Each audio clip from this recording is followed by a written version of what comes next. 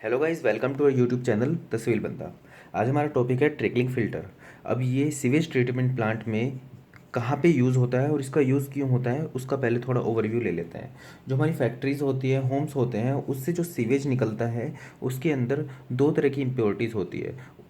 मतलब दो organic matter होते हैं या इनऑर्गेनिक मैटर होता है।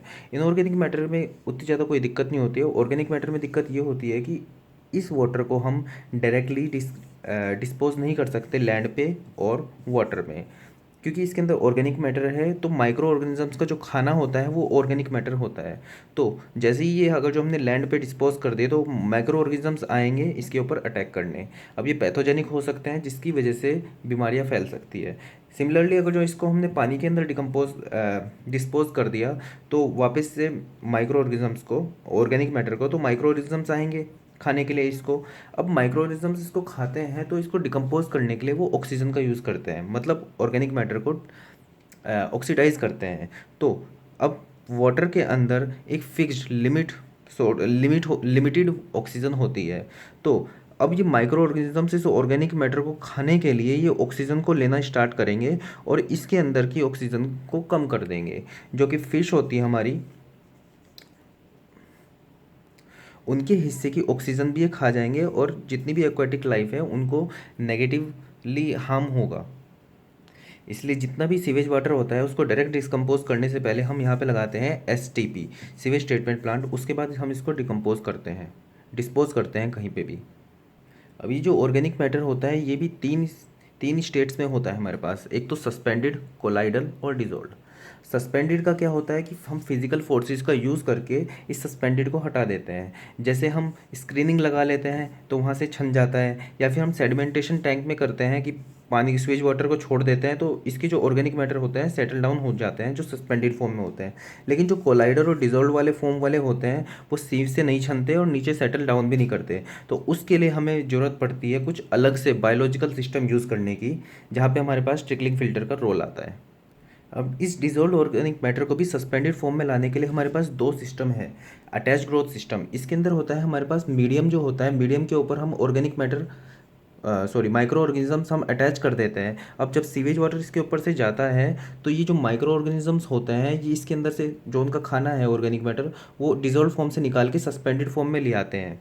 ठीक है, और उसके बाद फिर वो बाद में हम उसको सेटल डाउन करा देते हैं। सस्पेंडेड ग्रोथ सिस्टम क्या होता है, हमारे पास जो सीवेज वाटर होता है, सीवेज वाटर के अंदर हम माइक्रो ऑर्गेनिजम्स को सस्पेंडेड फॉर्म में छोड़ देते हैं, वापस से वो ऑर्गेनिक मैटर को डिजोल्व फॉर्म से सस्पेंडेड फॉर्म में ले आता है। तो जो हमारा ट्रिकलिंग फिल्टर है वो एक अटैच ग्रोथ सिस्टम है। अब पढ़ते हैं आगे इसको। अब ये जो ट्रिकलिंग फिल्टर होता है सामने से देखेंगे ऐसा दिखेगा, ऊपर से देखेंगे तो ऐसा दिखेगा। यहाँ से सीवेज वाटर आता है और ऐसे पंप के थ्रू ऊपर जाता है। अब जब ये इसको जरा यहाँ से देखते हैं तो जैसे ही इस आम के अंदर ये पानी आता है, स्वेज वाटर वाला आता है, तो ये हॉरिजॉन्टली इसके अंदर से पानी ऐसे निकलता है। हॉरिजॉन्टली पानी निकलता है तो इम्पल्सिव फोर्स की वजह से जैसे पानी पीछे की साइड ऐसे निकलेगा तो ये अपने आप इधर घूमने लगेगा। सिमिलरली जब इधर से हॉरिजॉन्टली ये आता है तो ऐसे घूमने लगेगा, तो जिसकी वजह से ये ऐसे घूमता है तो इस पूरे बेड पे यूनिफॉर्मली ये डिस्ट्रीब्यूट कर देता है अब सारे पानी को।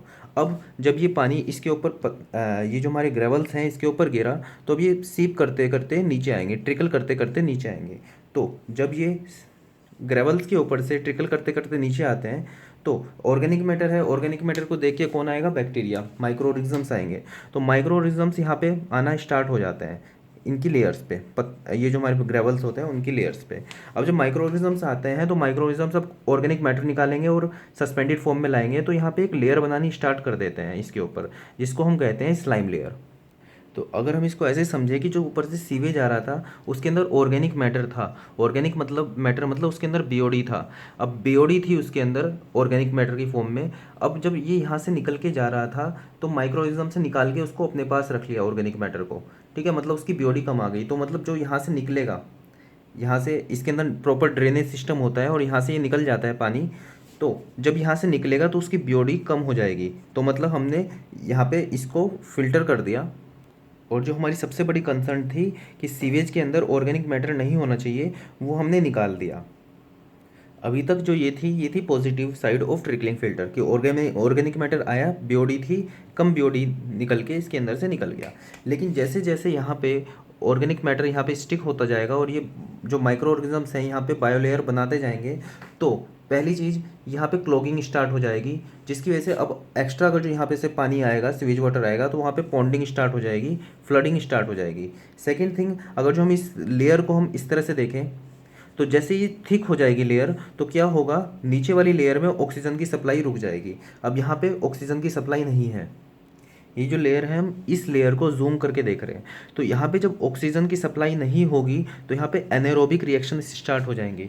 एनारोबिक रिएक्शंस मतलब एनारोबिक रिएक्शंस का जो बाई प्रोडक्ट होता है वो H2S होता है और अदर गैसेस होती है, जिसकी वजह से फाउल स्मेल आनी स्टार्ट हो जाती है। मोर ओवर यहाँ पे क्लॉगिंग और की फ्लडिंग भी होनी स्टार्ट हो जाती है, जिसकी वजह से यहाँ पे लार्वा पनपने लगते हैं इंसेक्ट्स वगैरह के, जिसकी वजह से फ्लाई ब्रीडिंग भी यहाँ पे स्टार्ट हो जाती है, फ्लाई इनको खाने के लिए आती है। तो यहाँ पे बहुत सारी प्रॉब्लम्स अचानक से स्टार्ट हो जाती है।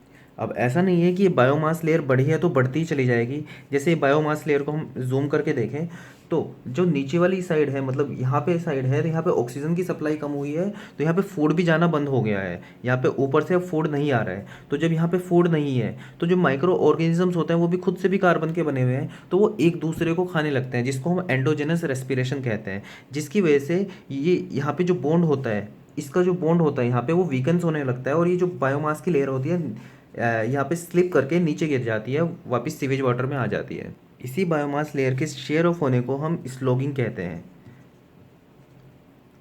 अब स्लॉगिंग होने के बाद वापस से वही सीवेज वाटर, ये वॉइड्स खुल जाते हैं, सीवेज वापस से नीचे जाने लगता है।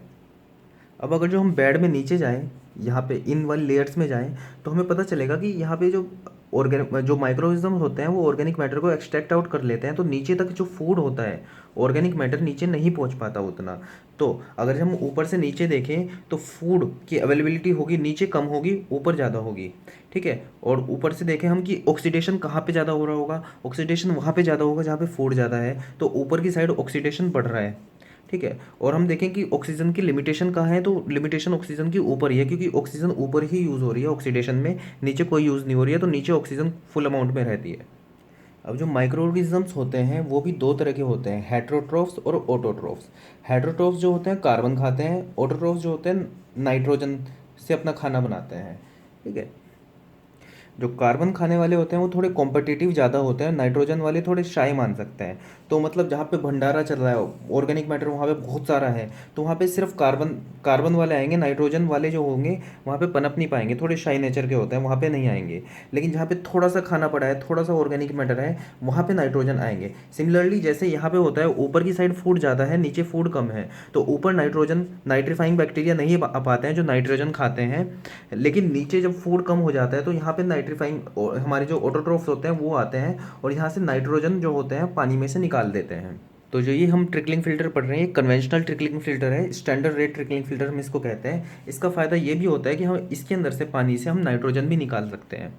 तो ऑपरेशनल प्रॉब्लम्स देखते हैं। सबसे पहली प्रॉब्लम आती है फिल्टर मीडिया क्लॉगिंग और पॉन्डिंग। जो हमने पढ़ा था कि जो ग्रेवल्स होते हैं उसके ऊपर बायोमास की लेयर बढ़ती रहती है, बढ़ती रहती है, बढ़ती रहती है, जिसकी वजह से वो चोक हो जाती है और यहाँ पे पॉन्डिंग मतलब पानी ऊपर इकट्ठा हो जाता है। अब ये कब तक बढ़ती है, जब तक जो माइक्रो ऑर्गेनिजम्स होते हैं वो एंडोजेनस रेस्पिरेशन करके यहाँ पे इसकी स्लोगिंग ना करा दें, ठीक है। तो अब अंदर के माइक्रो ऑर्गेनिजम्स पे ही डिपेंड रहना पड़ता है इसके लिए हम, ताकि ये क्लॉगिंग हट सके। या फिर हम इसको मैनुअली हमें रैकिंग करके या फिर कॉपर सल्फेट यूज़ करके, कॉपर सल्फेट यूज़ करते हैं हम एल्गी को हटाने के लिए ताकि एल्गी की ग्रोथ ना हो, ठीक है। तो हम इसको मैनुअली वैसे भी कर सकते हैं रैकिंग से या फिर कॉपर सल्फेट यूज़ करके।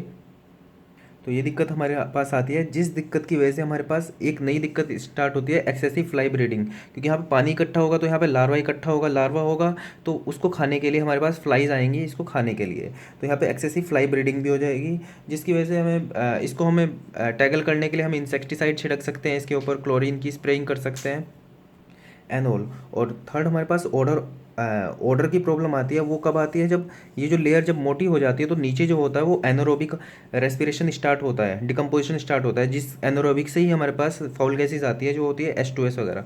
तो इसके अंदर हम ऐसा कर सकते हैं, या तो हम इसको लेयर को हटा दें, लेयर को हटाना हमारे बस में नहीं है क्योंकि ये स्टैंडर्ड रेट ट्रिकलिंग फिल्टर है, इसके अंदर हम डिस्चार्ज हम अपना काबू में नहीं रख सकते, इसमें या तो रैकिंग वैकिंग करके हटा सकते हैं। बाकी H2S को हटाने के लिए हम क्लोरीन का यूज़ करते हैं। क्लोरीन क्या होती है, ऑक्सीडाइजिंग एजेंट होती है, जो कि H2S मतलब सल्फाइड को, जिसकी बदबू होती है, ठीक है, उसको ऑक्सीडाइज कर देती है सल्फेट के अंदर। तो यहाँ से हम इस प्रॉब्लम से छुटकारा मिल जाता है। तो ओवरऑल हमारी जो सबसे ज़्यादा बड़ी दिक्कत आ रही है स्टैंडर्ड ड्रिंकिंग फिल्टर में ये है कि जो स्लाइम लेयर है ये बढ़ती चली जाती है, और हमें बस इसके ऊपर डिपेंड रहना पड़ेगा कब एंडोजेनस रेस्पिरेशन हो और ये टूट के नीचे गिर जाए।